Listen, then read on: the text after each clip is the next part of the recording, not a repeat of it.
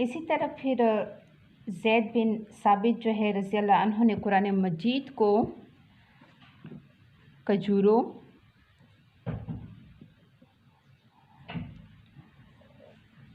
کی چالوں، پتھر کی تختیوں اور لوگوں کے سینوں سے قرآن جمع کر کے اسے کتاب کی شکل میں تحریر کیا۔ اب ہم نیکسٹ جو ہے عثمانی کی طرف آ جاتے ہیں، جو ہمارا جو لاسٹ ہے۔ سب سے پہلے ہم نے حضرت محمد صلی اللہ علیہ وسلم کے دور کے حوالے سے پڑھا، پھر آپ صلی اللہ علیہ وسلم کے دنیا سے چلے جانے کے بعد، یعنی ان کی رحلت فرما جانے کے بعد جو کام سر انجام دیا وہ کس نے؟ حضرت ابوبکر صدیق نے، اور جو ہے کاتب وحی ہمارے پاس حضرت زید بن ثابت ہیں، اور پھر جو ہے ہمارے پاس جو جس خلیفہ کا ذکر کیا جا رہا وہ ہے حضرت عثمان رضی اللہ عنہ۔ حضرت عثمان رضی اللہ عنہ جو ہے ان کو جامع القرآن کہا جاتا ہے۔ کیا کہا جاتا ہے؟ جامع القرآن۔ اس کے معنی یہ نہیں کہ انہوں نے قرآن کو جمع کیا، بلکہ تلفظ کا جو اختلاف لوگوں میں پایا جاتا تھا، اس سے ان کو بچانے کے لیے مکہ معظمہ کے تلفظ والے قرآن کو نافذ کیا۔ یعنی نبی کریم صلی اللہ علیہ وسلم نے اپنی سہولت کے لیے مختلف قبائل کو اپنے اپنے لہجے اور رسم الخط میں قرآن پڑھنے اور لکھنے کی جو ہے اجازت دے رکھی تھی۔ حضرت عثمان رضی اللہ عنہ کے دور خلافت میں اختلاف قرت کی وجہ سے نو مسلم اجمیوں میں ایک فتنہ اٹھ کھڑا ہوا تھا، فتنہ و فساد برپا ہو گیا تھا۔ حضرت انس رضی اللہ عنہ سے روایت ہے کہ وہ مسلمانوں کی قرت میں اختلاف دیکھ کر گھبرا گئے۔ کون؟ حضرت عثمان۔ یعنی حضرت انس فرماتے ہیں کہ جو ہے وہ اختلاف دیکھ کر وہ گھبرا کے حضرت عثمان کے پاس آئیں اور کہا، اے امیر المومنین۔ کس نے کہا؟ حضرت انس نے حضرت عثمان کو۔ اے امیر المومنین، اس امت کی خبر لیجئے اس سے پہلے کہ وہ اللہ کی کتاب میں اختلاف کرنے لگے جس طرح یہود و نصارہ نے اختلاف کیا۔ حضرت عثمان رضی اللہ عنہ نے صحابہ کرام رضی اللہ عنہ سے مشورہ کیا اور فیصلے کے مطابق حضرت حفصہ جو کہ حضرت عمر رضی اللہ عنہ کی صاحبزادی ہیں، انہیں کہا کہ قرآن جو ہے وہ حضرت حفصہ کے پاس قرآن پاک کا جو اصل نسخہ موجود ہے وہ بھیج دیں۔ چنانچہ اس اصل نسخے سے متعدد نقول تیار کروا کے، یعنی اس کی فوٹو اسٹیٹ کروا کے تمام صوبائی دارالحکومت میں ایک ایک نسخے کے طور پر بھجوا دیا۔ تو یہ تھے ہمارے قرآن مجید کی تدوین کے حوالے سے حضرت عثمان کا ذکر، حضرت عمر رضی اللہ، حضرت ابوبکر صدیق اور خواتین میں سے حضرت حفصہ کا ذکر جو ہے کیا گیا ہے۔ اب قرآن مجید کی فضیلت کے حوالے سے ہم پڑھیں گے۔ قرآن مجید میں جو کچھ بیان ہوا ہے وہ یقینی علم اور حقیقت کی بنیاد پر مبنی ہے، اس میں کسی شک کا گزر نہیں، اس میں ہر زمانے ہر خطے کے تمام انسانوں کے لیے مکمل ہدایات موجود ہیں۔ انسان کی دنیا آخرت کی حقیقی فلاح کا دار و مدار اسی پر عمل کرنے میں ہے، اس لیے قرآن کریم کو بڑی فضیلت حاصل ہے۔ جس طرح یہ کلام تمام کلاموں سے بہتر ہے، اسی طرح وہ انسان بھی تمام انسانوں سے بہتر ہے جو خود بھی اس کے علم حاصل کر اسے دوسروں کو بھی سکھائے۔ اب قرآن مجید کیا ہے؟ قرآن مجید اللہ تعالیٰ کا کلام ہے، یہ بے مثال خوبیوں کا مجموعہ ہے جس کا شمار ناممکن اور محال ہے۔ ان خوبیوں کے باعث یہ کتاب زندہ جاوید بن گئی۔ یہ ایک سچی کتاب ہے، اس کی دعوت و پیغام بھی سچائی سے بھرپور ہے، اس کے دلائل مضبوط اور مستحکم ہیں۔ قرآن مجید ایک ایسی کتاب ہے کہ جو ہر قسم کے شک و شبہ سے پاک ہے۔ اس کی تعلیمات ہر طرح کے شکوک و شبہات سے پاک ہے، جیسا کہ ارشاد ربانی ہے، ذالک الکتاب لا ریب فیہ، سورہ بقرہ کی آیت نمبر 2 میں اس کا ذکر ہے۔ یہ وہ کتاب ہے قرآن مجید، اس میں کوئی شک نہیں۔ اس کتاب نے ان افراد و اقوام کو کامیابی کی ضمانت دی جو سچے دل سے اس پر ایمان لاتے ہیں، یعنی حقیقی کامیابی کا جو ضامن ہے وہ کس پر ہے کہ جو سچے دل سے ایمان لاتے ہیں اور اس کے احکام و تعلیمات پر عمل کرتے ہیں۔ ایسے لوگوں کے لیے یہ کتاب اس دنیا میں بھی شرف و امتیاز کا وعدہ دلاتی ہے، دنیا میں بھی اور آخرت میں بھی اس کا اجر و ثواب ہے۔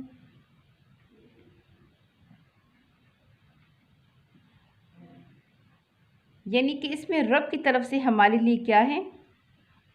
شفا ہے۔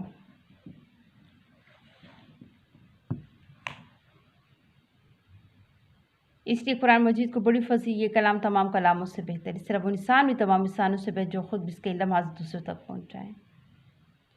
نہ صرف یہ کہ خود پڑھ لیا سمجھ لیا، بلکہ اس کو دوسروں تک پہنچانا بھی ہر ایک مسلمان کی، مومن کی نشانی ہے۔ خیرکم من تعلم القرآن وعلمہ، ترجمہ تو میں سے بہتر وہ ہے جس نے قرآن سیکھا اور سکھایا۔ جیسے کہ ہم نے حدیث نمبر 3 بھی پڑھی تھی، اچھی طرح سے آپ کو میں نے ایکسپلین کر دیا تھا، آپ کو سمجھ آئی ہوگی یقیناً۔ وہی حدیث کا حصہ ہے اور ساتھ میں ٹرانسلیشن۔ اس لیے ہمیں چاہیے قرآن پاک کا علم حاصل کرنے کی طرف سب سے زیادہ توجہ دیں اور اس کے لیے کسی قسم کی محنت سے دریغ نہ کریں۔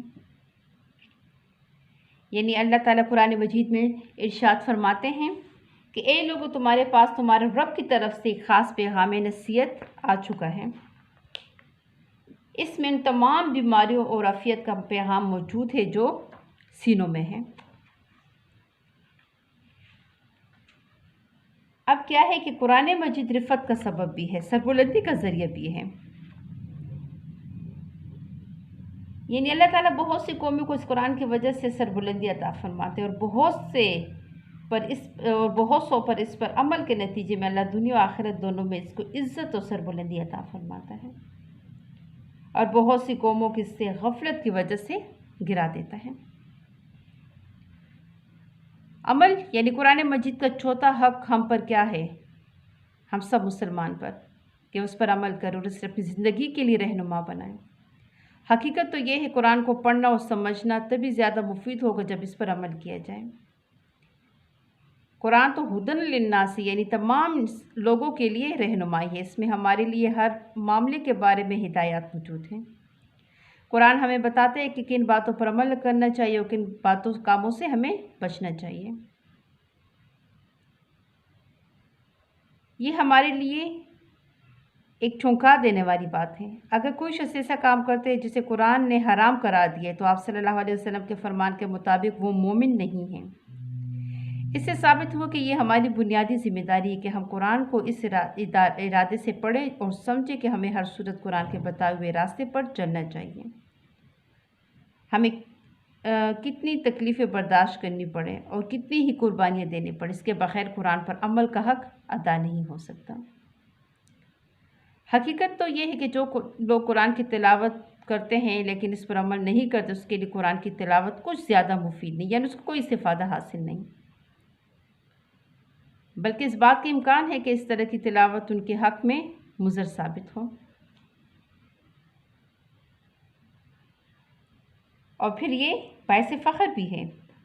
آپ صلی اللہ علیہ وسلم نے فرمایا کہ اللہ تعالیٰ نے آسمان و زمین کی تخلیق سے 1000 سال پہلے، یعنی جب دنیا بنی بھی نہیں تھی زمین و آسمان،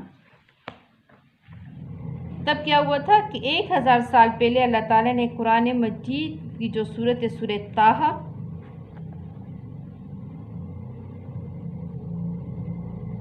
طٰہٰ اور سورہ یاسین